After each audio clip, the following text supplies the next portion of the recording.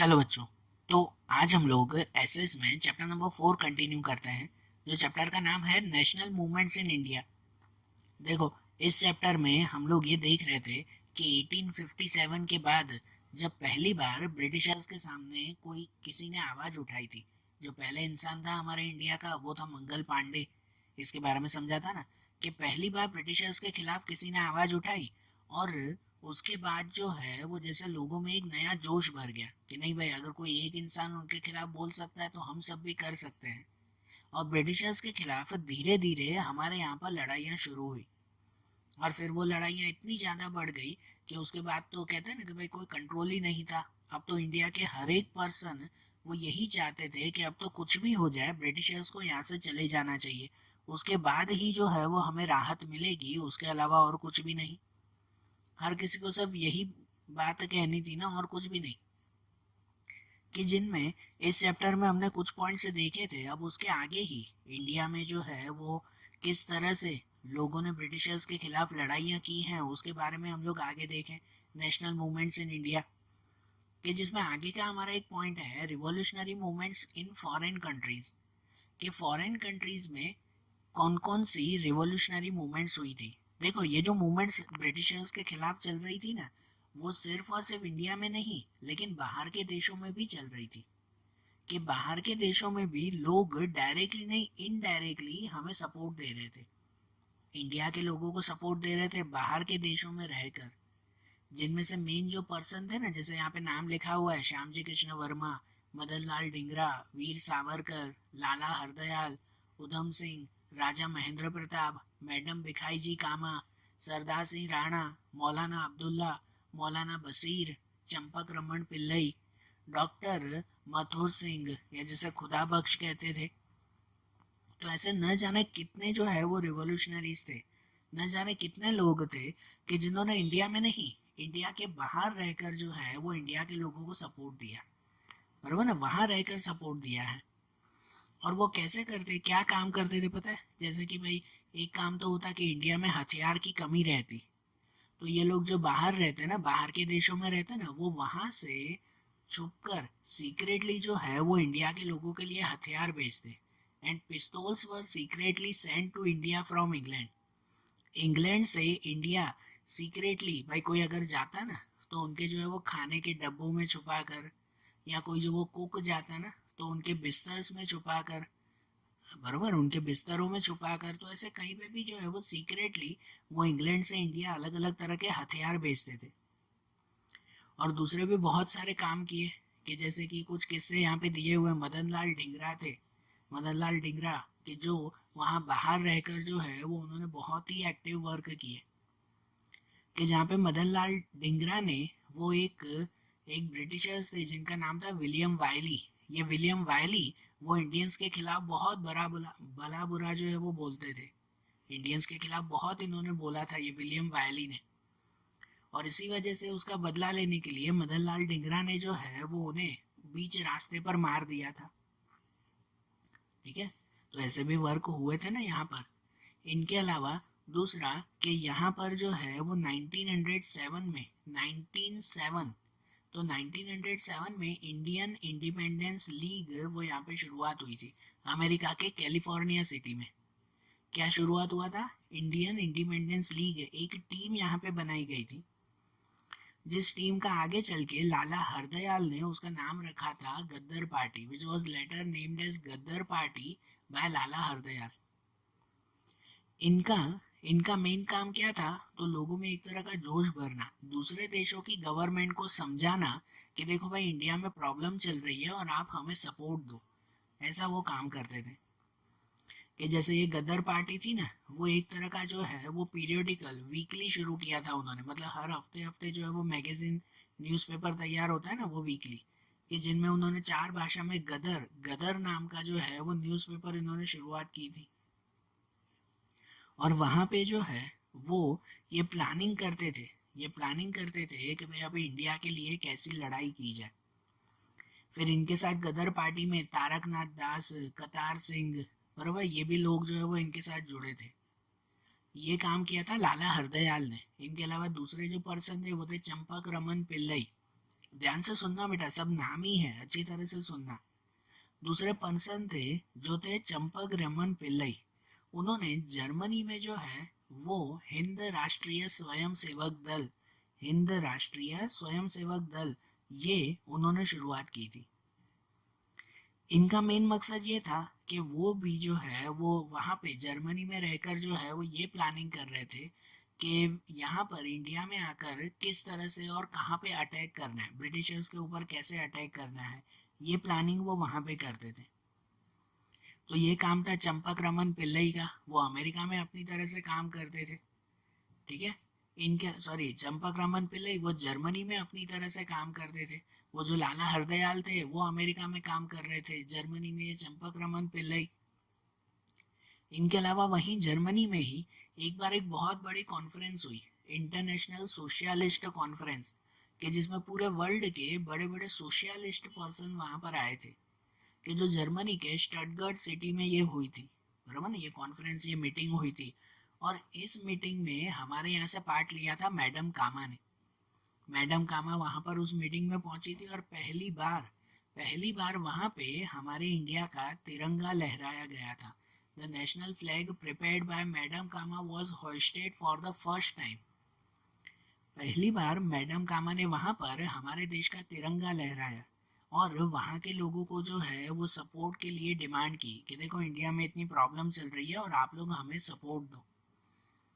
तो पहली बार दूसरे देशों में किसी ने हमारे देश का झंडा लहराया, वो पर्सन ये थे, मैडम कामा। तो ये भी अलग तरह से ही काम कर रहे थे ना वहाँ फॉरेन कंट्रीज में। इनके अलावा राजा महेंद्र प्रताप थे जो अफगानिस्तान में काम कर रहे थे। उन्होंने अफगानिस्तान में वहां पर प्रोविंशियल इंडिपेंडेंट गवर्नमेंट बनाई, मतलब एक छोटी सी काम चलाऊ सरकार उन्होंने तैयार की। एक छोटी सी सरकार, कि भाई ऐसी सरकार कि भाई जिसके अंदर वो लोग पहले ही प्लानिंग कर रहे थे कि जब हम लोग भारत जाएंगे वहां हमें आज़ादी मिलेगी, तो आज़ादी के बाद हम लोग ऐसी सरकार वहां पे चलाएंगे। तो ऐसा राजा महेंद्र प्रताप जो है वो वहां पे काम कर रहे थे। और राजा महेंद्र प्रताप के साथ बरकतुल्ला, अबिदुल्ला, मौलाना बशीर, शमशेर सिंह, डॉक्टर माथुर सिंह, ऐसे कितने सारे रिवॉल्यूशनरीज जो है वो उनके साथ ज्वाइंट हुए। बराबर ना, राजा महेंद्र प्रताप के साथ इनके साथ ये ज्वाइन हुए। और राजा महेंद्र प्रताप ने अफगानिस्तान और दूसरे देशों में बहुत सारे काम किए। आप लोगों को ध्यान है, हमने आगे के एक चैप्टर में पढ़ा था, वो पढ़ा था रशिया के टजार के बारे में। रशिया के टजार राजा, उसके बारे में पढ़ा था हमने। रशियन रिवॉल्यूशन आगे के चैप्टर में देखा था कि रशिया का सबसे बुरा राजा था वो, कि जिन्होंने न जाने जो है वो कितने लोगों की जान ली थी। और ऐसे टजार के पास ये राजा महेंद्र प्रताप अकेले चले गए थे मदद मांगने के लिए, कि भाई इंडिया में इंग्लैंड के लोगों ने जो है वो अपना कब्जा जमा के रखा है और आप लोग प्लीज हमारी मदद करो। तो राजा महेंद्र प्रताप अकेले कौन से राजा के पास गए, कि जो राजा दुनिया का सबसे बुरा राजा था वो था रशिया का ये टजार। तो ये जो टजार राजा था, इतने बुरे राजा, वो भी राजा महेंद्र प्रताप सिंह की बातों में आ गया, मतलब कि उनकी बातों को जो है वो ये समझ गया और उसने इंग्लैंड के खिलाफ लड़ने के लिए भारत का सपोर्ट दिया। जो राजा सबको जो है वो मारता रहता था, उसने इंडिया को सपोर्ट देने का नक्की किया था। तो सोचो राजा महेंद्र प्रताप ने कितनी जो है वो फर्मली उनके साथ बात की होगी। ठीक है, तो ऐसे ऐसे पूरे वर्ल्ड में न जाने कितने देशों में जो है वो हमारे इंडिया के रिवॉल्यूशनरीज पर्सन वो वहाँ पे काम करते थे। और उनमें जो भी लोग वहाँ काम करते हैं ना, उनकी एज वो जनरली 18 टू 24 ईयर्स जितनी ही होती, 18 से 24 साल जितने, मतलब जो भी यंग पीपल होते हैं ना, वही वहां पर जो है वो ज्यादातर जुड़ते। और वो भी इतने एक्टिवली और इतनी जोश के साथ कि भले मरना भी पड़े, भले जेल में जाना पड़े, भले फांसी पे चढ़ना पड़े, हर चीज के लिए तैयार, पर भाई हम लोग लड़ाई से पीछे नहीं हटेंगे। ये जो लोग लड़ते थे ना, ये जो लोग काम करते थे, उनकी एज जैसे बताए 18 टू 24, इतनी यंग एज। उनको कभी जो है वो पुलिस पकड़ भी लेती ना, कभी जेल में भी बंद करते ना, या कभी जो है वो फांसी पर भी इनको चढ़ाते ना, तो भी हंसी खुशी वो जो है वो अपने स्लोगन बोलते हुए कि इनकलाब जिंदाबाद, वंदे मातरम, ऐसा बोलते हुए वो खुद ब खुद खुशी से जो है वो जेल में चले जाते, खुशी से फांसी पर भी चढ़ जाते थे। मतलब इन लोगों को जो है वो मरने का भी डर नहीं था कि भले ना मौत आ जाए लेकिन हम तो हमारे देश के लिए लड़ेंगे ही लड़ेंगे। तो इतना जोश था उन लोगों के लिए, बरोबर ना। तो ऐसे फॉरेन कंट्रीज में भी इतने सारे काम हुए। उसके बाद दूसरा एक पॉइंट देखते हैं, वो पॉइंट है Morley Minto reforms. Morley Minto reforms, अब इसे समझना। मॉर्ले मिंटो के बारे में आगे एक पॉइंट समझा था ना कि मुस्लिमों को भड़काने के लिए ये मॉर्ले मिंटो का सबसे बड़ा हाथ था। इनकी वजह से ही जो है, इनकी वजह से ही हमारे इंडिया में मुस्लिम लीग तैयार हुई। मतलब मुस्लिमों ने अपनी एक लीग, अपनी एक टीम जो है वो तैयार कर दी। किसकी वजह से? इस मॉर्ले मिंटो की वजह से। उन्होंने ही हिंदू और मुस्लिम को भड़का कर जो है वो झगड़ा करवाया था। अगर ये ना होते तो शायद आज भी जो है वो इंडिया और पाकिस्तान एक होता और बहुत अच्छी यूनिटी होती हमारी कंट्री में, लेकिन ऐसा नहीं है ना, बरोबर ना। फिर ये मॉर्ले मिंटो जब 1909 में जब हमारे इंडिया में थे, इंडिया के ये वजीर थे उस वक्त, मतलब इंडिया के जो है वो ये हेड थे, तब उस वक्त इन्होंने दूसरे लीडर्स के साथ मिलकर, मॉर्ले मिंटो ने मुस्लिम लीडर्स के साथ मिलकर, कि जिनमें आगा खान जो मुस्लिम लीडर थे, कि उनके साथ मिलकर हमारे इंडिया के लिए कुछ रिफॉर्म्स, मतलब कि कुछ चेंजेस जो है वो तैयार किए। कि इन चेंजेस को आगे चल के नाम दिया गया मॉर्ले मिंटो रिफॉर्म्स। मतलब मॉर्ले मिंटो की वजह से ये चेंजेस आए हैं वो। इन चेंजेस की खासियत क्या थी? तो इन चेंजेस की खासियत ये थी कि भाई इसमें जो है वो सिर्फ और सिर्फ मुस्लिम पर्सन के लिए ज़्यादा बेनिफिट थे, जबकि हिंदू के लिए नहीं। मॉर्ले मिंटो ने ये रिफॉर्म भी इसीलिए तैयार किए थे कि जिससे हिंदू और मुस्लिम वो आपस में झगड़ने लगे, उनका आपस में झगड़ा हो जाए, और इनकी वजह से ये रिफॉर्म्स तैयार किए गए थे। ठीक है, इनका क्या इफेक्ट हुआ था वो हम लोग आगे देखेंगे, एक पॉइंट आएगा उसमें। लेकिन उससे पहले आपके चैप्टर में बीच में एक पॉइंट दिया हुआ है, वो पॉइंट है arrival of Gandhi ji to India 1915। 1915 में गांधी जी साउथ अफ्रीका से इंडिया में रिटर्न हुए थे, कि जहाँ पे साउथ अफ्रीका में उन्होंने रेसिज्म के खिलाफ, मतलब कि जो रंग भेद का जो वहाँ पे प्रॉब्लम चल रही थी, गोरे काले का जो भेदभाव था वहाँ पर, उनके खिलाफ अपनी लाइफ का पहला सत्याग्रह वहाँ पे किया था। ठीक है ना, गांधी जी ने अपना पहला सत्याग्रह वहाँ साउथ अफ्रीका में किया था। और साउथ अफ्रीका में वहाँ पर जो है वो सक्सेस होकर, वहाँ पे जीत हासिल करके ये गांधी जी यहाँ पे आए थे, फिर से यहाँ रिटर्न हुए थे ना, बराबर ना। और उस वक्त गांधी जी का बहुत नाम हो चुका था कि भाई साउथ अफ्रीका में हमारे इंडिया के लोगों के लिए किसी ने लड़ाई की है, किसी ने इंडिया के लोगों के लिए जो है वो लड़ा है, ऐसे गांधी जी थे। तो गांधी जी का नाम इंडिया में काफ़ी हो चुका था उसके बाद, बरोबर ना। और जब वो इंडिया पे पहुंचे ना, तब इंडिया में आकर सीधे ही उन्होंने ब्रिटिशर्स के खिलाफ लड़ाई नहीं शुरू कर दी। उनके गुरु थे एक, गांधी जी के गुरु, जो कहा जाता है his political mentor was Gopal Krishna Gokhale.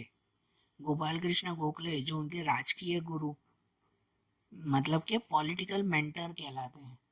और उसके स्पिरिचुअल मेंटर, मतलब उनके धर्म गुरु, वो थे श्रीमद राजचंद्र, जो उनके धर्म गुरु माने जाते थे। कि इन दोनों से गांधी जी को काफ़ी इंस्पिरेशन मिली, काफ़ी सीख मिली। और इसकी वजह से गांधी जी ने जो है वो इन दोनों की बात मानकर ये नक्की किया कि वो ब्रिटिशर्स के खिलाफ लड़ेंगे तो सही, लेकिन उससे पहले जो है वो पहले पूरी इंडिया का पहले एक चक्कर लगाएंगे। मतलब पूरी इंडिया में अलग अलग जगह देखेंगे, वो समझेंगे। क्या चीज़ें समझेंगे? कि भाई अभी हमारी इंडिया की कंडीशन क्या है, इंडिया की हालत क्या है, वो चीज़ें समझेंगे। जब इंडिया की हालत समझकर उसके बाद ही अब ब्रिटिशर्स के खिलाफ कैसे लड़ना है उसके लिए वो फैसला लेंगे। मतलब गांधी जी जब यहाँ पे आए थे ना 1915 में, तो उसके बाद काफ़ी सालों तक उन्होंने पूरी इंडिया के हर एक प्लेसेस देखे थे, और उसके बाद उन्होंने ब्रिटिशर्स के खिलाफ लड़ाई शुरू की थी। आपको पता है कि जैसे आप लोगों ने गांधी जी के फोटोज वगैरह हमेशा देखे हैं ना, कि उसमें गांधी जी कैसे एक धोती में और एक छड़ी लेकर सिर्फ घूमते थे। पहले गांधी जी ऐसे नहीं थे। गांधी जी हमेशा सूट कोट में अच्छे खासे तैयार होकर जो है वो घूमते थे। कहते ना एकदम जो है वो बन ठंड कर घूमते थे गांधी जी। लेकिन जब वो यहाँ इंडिया में पहुंचे ना ये 1915 में, और उनके जो गुरु थे, उनके गुरु ने उनको सजेस्ट किया कि भाई ये सजेशन दिया कि तुम पहले पूरी इंडिया का एक चक्कर लगा के आओ, उसके बाद फिर जो है वो कोई ब्रिटिशर्स के खिलाफ काम शुरू करना। तो जब पूरी इंडिया का एक चक्कर लगाने गए, इंडिया के गांव गांव में वो घूमे, तो यहाँ पर हर जगह पर घूम कर उनको रियलाइज हुआ कि इंडिया के लोगों को बहुत तकलीफ है। यहाँ के लोग गरीबी में बहुत बुरी तरह के फंसे हुए हैं कि लोगों को जो है वो सच में खाने के लिए जो है वो खाना नहीं है, पूरा पहनने के लिए पूरे कपड़े नहीं है। और ऐसी हालत देखकर, यहाँ के इंडियंस की ऐसी हालत देखकर ही उसके बाद गांधी जी ने डिसाइड किया था कि जब तक वो इंडिया की हालत सही नहीं करेंगे ना, तब तक वो खुद भी जो है वो पूरे कपड़े नहीं पहनेंगे। तो उसके बाद से ही ये गांधी जी ने, जो पहले हमेशा सूट बूट में रहते थे ना, बन ठन के रहते थे, वो उन्होंने छोड़ दिया और सिर्फ एक धोती में और एक लकड़ी लेकर जो है वो ये रहने लगे, सिर्फ एक धोती में रहने लगे। ठीक है, तो ये भी गांधी जी का एक अलग ही किस्सा था ना। लेकिन उसके बाद हमारे इंडिया में जो दूसरी चीजें देखें, तो एक दूसरा एक पॉइंट आया था, वो था रॉलेट एक्ट। रॉलेट एक्ट के हमारे यहाँ पे उस वक्त यहाँ के चेयरमैन थे, ब्रिटिशर्स के चेयरमैन थे रॉलेट, जिनका नाम ही था सर रॉलेट, जो मिनिस्टर ऑफ लॉ थे। कायदा कानून बनाना वो इनके हाथ में था। और इन्होंने 1919 में एक कानून बनाया जिसका नाम था रॉलेट एक्ट। अपने नाम से ही जो है वो एक कानून बनाया गया। इस कानून की खासियत क्या थी, या ये क्यों कानून बनाया गया पता है? कि भाई इसमें ब्रिटिशर्स ने ऐसा रूल बना दिया कि अब से ब्रिटिशर्स को जो भी पर्सन के ऊपर शक होगा ना, तो उस पर्सन को बिना पूछे उसको जेल में बंद कर सकते हैं। मतलब ब्रिटिशर्स ने ऐसा कानून बना दिया था कि भाई रास्ते चलते हुए अगर ब्रिटिशर्स को लगे ना कि नहीं भाई ये इंसान कुछ गलत कर रहा है, तो उसको बिना पूछे उठाकर जो है वो पुलिस में बंद कर देगा, भले कोई सबूत ना हो तो भी। ऐसा कानून उन्होंने बनाया था। बताओ, ये तो गलत है ना कि भाई रास्ते चलते किसी को भी जो है वो उठाकर जेल में बंद कर देना। और उसके अलावा चलो कोई अगर जेल में बंद हो तो वो वकील करके अपना केस लड़ सकता है ना, या तो फिर अपने बचाव में कुछ कह सकता है ना कि हाँ भाई मैंने कुछ नहीं किया है, भाई मैं जो है वो कोई गलत नहीं हूँ, ऐसा कह सकता है ना वो। लेकिन वो कहने का भी राइट उन्हें नहीं है, ऐसा इस एक्ट में बोल दिया। मतलब इस एक्ट में कोई ब्रिटिशर्स के खिलाफ बोले नहीं, कोई ब्रिटिशर्स के खिलाफ केस ना करे, अदालत में खाली जो ब्रिटिशर्स बोलेंगे वही चलेगा, इंडियंस की कोई बात नहीं चलेगी, ऐसा कानून बनाया गया। तो बताओ ये रॉलेट एक्ट कितना बुरा था। और इसी वजह से ही गांधी जी ने उन्हें ब्लैक एक्ट कहा। जो लिखा हो ना, Gandhi ji called it black act, कैसे एक काला कानून कहा गया। क्यों? Because as it was mean to suppress individual freedom and freedom of speech. क्योंकि इसकी वजह से लोगों की इंडिविजुअल फ्रीडम, मतलब जो खुद की आज़ादी थी ना, वो आज़ादी भी चली जा रही थी, और फ्रीडम ऑफ स्पीच, बोलने की आज़ादी भी नहीं थी। मतलब कोई ब्रिटिशर्स के खिलाफ अगर कुछ बोलना चाहे तो वो भी पॉसिबल नहीं था। ऐसा कानून उन्होंने बना दिया कि अगर किसी ने ब्रिटिशर्स के खिलाफ जरा सा कुछ बोला कि सीधा उसे जो है वो जेल में बंद कर दिया जाएगा। इसलिए गांधी जी ने इस एक्ट को ब्लैक एक्ट कहा गया। इवन कि मोतीलाल नेहरू ने भी उसे ये कहा, इस एक्ट के बारे में ये कहा, that snatching away of argument, appeal and advocacy. कि भाई उन्होंने स्नेचिंग अवे मतलब हमसे छीन लिया है, हमसे ये हक छीन लिए हैं। आर्ग्यूमेंट, किसी के खिलाफ कुछ बोलना, अपील करना, कहते ना अपने बचाव के लिए, खुद को बचाने के लिए कुछ कहना, या तो एडवोकेसी कि अपने लिए एक वकील रखना, कि भाई अगर मैं जेल में फंस जाऊं तो मैं अपने लिए एक वकील रख सकता हूँ, तो वो वकील रखना।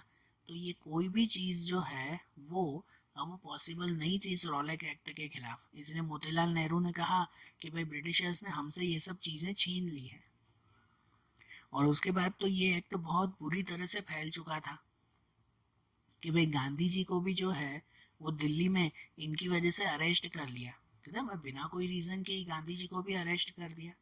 और इसके अलावा पंजाब के दो बहुत बड़े लीडर थे, डॉक्टर थे और लीडर थे, डॉक्टर सत्यपाल और डॉक्टर खिचलू। डॉक्टर सत्यपाल और डॉक्टर खिचलू ये पंजाब के बहुत बड़े लीडर थे। इनको भी इस रॉलेट एक्ट की वजह से जेल में बंद कर दिया गया। तो बताओ, ये भी तो सही बात नहीं थी ना कि बिना कोई वजह जो है वो इनको जेल में बंद कर दिया जाता था। और ये डॉक्टर सत्यपाल और डॉक्टर खिचलू को जब जेल में बंद कर दिया गया ना, तो लोगों का गुस्सा और बढ़ गया। उनको और गुस्सा आया कि भाई ब्रिटिशर्स ने ये बहुत गलत किया है। और इसकी वजह से ही इनके बाद दूसरा एक पॉइंट आता है, वो आता है जलियांवाला बाग मैस्केर। 13 अगस्त 1919 को हमारे इंडिया का सबसे बुरा किस्सा अगर कोई कहे ना, तो वो ये था कि जहाँ पे 13 अगस्त 1919 वहाँ अमृतसर में, पंजाब के अमृतसर सिटी में, ये जो हमने आगे देखा ना कि रॉलेट एक्ट की वजह से इन दो डॉक्टर्स को, डॉक्टर सत्यपाल और डॉक्टर खिचलू, इन दोनों को जेल में बंद कर दिया गया था। तो अब उसको जेल से कैसे निकालें, और दूसरा कि अब ब्रिटिशर्स के खिलाफ कैसे लड़ना चाहिए, तो इसके लिए एक प्लानिंग करने के लिए एक पब्लिक गैदरिंग हुई थी। सब लोग जमा हुए थे। कहाँ जमा हुए थे? तो ये अमृतसर के जलियांवाला बाग में। ये जलियांवाला बाग वहाँ का एक गार्डन था पहले, ठीक है ना, ये जलियांवाला बाग अमृतसर का, वहाँ पे सब जमा हुए। और वो दिन उनके लिए बैसाखी का दिन था। पंजाब के लिए, सिख लोगों के लिए ये उनका मेन फेस्टिवल कहलाता है। So, a public gathering was organized in a Jallianwala Bagh in Amritsar on the day of Baisakhi. Baisakhi के दिन वहाँ पर एक पब्लिक गैदरिंग हुई, सब लोग वहाँ जमा हुए ना। और उनके बीच में आकर जनरल ऑडोनिल डायर मतलब जनरल डायर थे, वो वहाँ पे पहुँच गए, उस बाग में पहुँच गए जहाँ पे हजारों लोग अपनी मीटिंग कर रहे थे, वहाँ बैठे थे। और बिना कुछ कहे, बिना कोई जो है वो उन्हें वार्निंग दिए, बिना कुछ जो है वो एक तरह का कहते हैं ना भाई, पहले उन्हें बोलना कि भाई अब सब हट जाओ या मैं ये करने वाला हूँ, कुछ भी नहीं। जनरल डायर अपनी पूरी टीम लेकर वहां पे पहुंच गए। बहुत सारी जो है वो मशीन गन्स लेकर वहां पे पहुंच गए। और बिना कोई जो है वो वार्निंग दिए सबके ऊपर डायरेक्टली जो है वो गोली चलाना शुरू कर दिया। बिना कुछ कहे सीधे ही उनके ऊपर गोली चलाना शुरू कर दिया। अब ये जो है वो गार्डन ऐसा था कि जिसमें आने जाने के लिए एक ही एंट्रेंस था और एक ही एग्जिट, एक छोटी सी गली थी, बस वहीं से ही आते जाते थे। बाकी गार्डन में उस प्लेस पर कहीं पे भी बाहर जाने का रास्ता नहीं था। चारों तरफ जो वो बड़ी बड़ी दीवारें थी, इतनी बड़ी दीवारें कि कोई दीवार कूद कर भी न जा सके। भाई जाने का और बाहर निकलने का तो वो एक ही रास्ता था, और जो वो रास्ता था ना, उस रास्ते पर जनरल डायर आकर खड़ा हो गया। और वहां पे विदाउट एनी वार्निंग सबके ऊपर फायरिंग करना उन्होंने शुरू कर दिया। जनरल ऑर्डोनल Dyer reached there with his troops and without any warning open fire on innocent people from machine gun. उन्होंने मशीन गन से इतने जो है वो मासूम लोगों के ऊपर, क्या कह सकते हैं कि भाई, फायरिंग करना शुरू कर दी, कि जिसमें हजारों लोग मारे गए। कहा जाता है, गवर्नमेंट की रिपोर्ट तो ये कहती है कि उसमें 379 पीपल डाइड हो गए और 1200 पीपल इंजर्ड हुए। सिर्फ 379, भाई 400 लोग जो है वो जितने मरे वहाँ पर, और 1200 जितने घायल हो गए। लेकिन ये नंबर गलत है। रियली में वहाँ पर हजारों लोगों की मीटिंग चल रही थी कि जिसमें हजारों से ज़्यादा लोग मारे गए थे वहाँ पर। सिर्फ 300, ये 379 नहीं, लेकिन हजारों लोग मारे गए थे। ये भी ब्रिटिशर्स ने गलत नंबर बताया था हमें। और उसके बाद इनके ऊपर केस चलना चाहिए ना, कि भाई इन जनरल डायर ने बिना पूछे जो है वो सबको ऊपर गोली चला दी। हजारों लोगों के ऊपर बिना पूछे गोली चला देना मजाक बात है क्या? केस होना चाहिए ना उनके ऊपर। तो जनरल डायर के ऊपर केस हुआ, लेकिन केस लेने वाले भी कौन थे? ब्रिटिशर्स ही ना। तो जनरल डायर को बचाने के लिए एक टीम बनाई गई कि जनरल डायर को कैसे बचाया जाए। वो एक टीम बनाई गई जिस टीम का नाम था Hunter commission on behalf of Britishers. कि ब्रिटिशर्स के लिए जो है वो ये एक हंटर कमीशन, एक टीम बनाई गई, जिस टीम ने अदालत में ये कह दिया कि भाई जनरल डायर से है ना गलती हो गई, कि मैं उन्होंने गलती से सबके ऊपर गोलियां चला दी। बताओ, ये कोई मजाक की बात थी? हाँ, कि भाई जनरल डायर को अदालत में ये बोलकर जो है वो छोड़ दिया। जनरल डायर को जो है वो कुछ कोई भी सजा नहीं मिली, उल्टा उसे अदालत में छोड़ दिया गया, ये कह के छोड़ दिया गया कि जनरल डायर से गलती से ये जो है वो गोलियां चल गई। हजारों लोगों को मार देना, तो वो गलती से गोलियां चली, ऐसा है पॉसिबल? नहीं ना। तो अभी देखो ना ब्रिटिशर्स ने कितना झूठ बोला। और यहाँ तक ही नहीं, जनरल डायर जब इंग्लैंड गए ना, जब वो इंग्लैंड गए ना, तो वहाँ इंग्लैंड में जनरल डायर का सम्मान हुआ। जनरल डायर को 2000 पाउंड का इनाम मिला और साथ में एक तलवार भी इनाम में मिली कि उन्होंने बहुत बड़ा काम किया इंडिया में। ये जनरल डायर कि जिन्होंने हजारों लोगों को बिना पूछे मार दिया और उनको इंग्लैंड में जाके इनाम मिला। बताओ, उनके ऊपर कोई केस नहीं हुआ, उल्टा उन्हें इनाम दिया गया। तो ये कितनी बुरी बात थी। हमारे इंडिया का सबसे बुरा किस्सा ये था, ये जलियांवाला बाग। जब ये हुआ ना, जब गांधी जी को ये पूरी बातें पता चली ना, तो गांधी जी का ब्रिटिशर्स के ऊपर पूरा विश्वास खत्म हो गया। गांधी जी को यकीन हो गया कि अब ये ब्रिटिशर्स जो है वो हमारी कोई बात मानने वाले नहीं है। उनको वो कहते हैं ना, वो जैसे पता चल गया कि अब घी जो है वो सीधी उंगली से नहीं निकलेगा, अब उंगली टेढ़ी करनी पड़ेगी, कि अब इन ब्रिटिशर्स के लिए भी कुछ ना कुछ तो करना ही पड़ेगा, तो ही ये लोग जो है वो यहाँ से जा सकते हैं, नहीं तो ये कभी भी यहाँ से नहीं जाएंगे। सही बात है कि नहीं? मतलब देखो ना कि ये ब्रिटिशर्स जो है वो कितने बुरे थे यहाँ पर, कि इतने लोगों को मारने के बाद भी जब उन लोगों के ऊपर जो है वो कोई भी तरह की सजा नहीं होती थी, जबकि इंडियन से कोई भी एक छोटा सा गलत काम भी कर देना तो भी उन्हें जेल में बंद कर दिया जाता था, उन्हें सजा दी जाती थी। और यहाँ ब्रिटिशर्स ने, एक जनरल डायर ने हजारों लोगों को मार दिया और उसके लिए ये कहा जाता था कि भाई उससे तो गलती में गोलियां चल गई। बताओ, ये तो कोई जो है वो चीज़ ही नहीं है ना। ठीक है ना? इसी वजह से गांधी जी को भी बहुत गुस्सा आया और उन्होंने ब्रिटिशर्स के खिलाफ अब अपनी रियल मूवमेंट शुरू की। ठीक है ना? रियल मूवमेंट से उन्होंने शुरुआत की कि अब तो ब्रिटिशर्स को कुछ भी करके यहाँ इंडिया से बाहर भेजना ही भेजना है। तो अब गांधी जी ने क्या किया इनके लिए और कैसी आखिरी मूवमेंट्स चली थी, वो अब हम लोग कल के वीडियोस में देखेंगे। Okay, thank you.